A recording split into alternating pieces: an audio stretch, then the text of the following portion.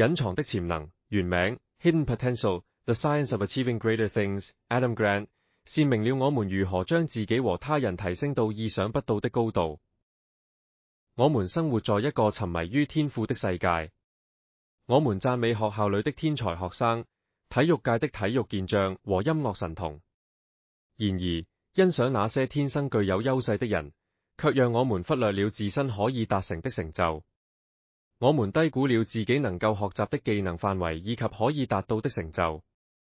我們每個人都可以不斷提升自我，即使機會沒有敲門，我們也可以自己創造機會。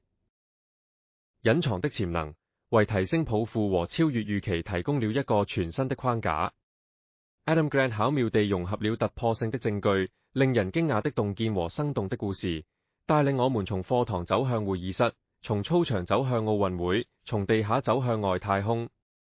他指出，進步與其說取決於你有多努力，不如說取決於你如何學習。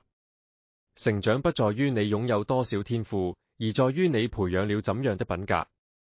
格蘭特探討如何培養性格技能和建構激勵機制，以充分發揮自身潛能，以及如何設計系統，為那些被低估和忽視的人創造機會。許多作家都記錄了那些成就非凡的超級巨星的習慣。本書揭示了任何人都可以如何攀登高峰，取得更大的成就。衡量你潛能的真正標準，並非你攀登到了多高的山峰，而是你為了到達那裡付出了多少努力。How well you learn。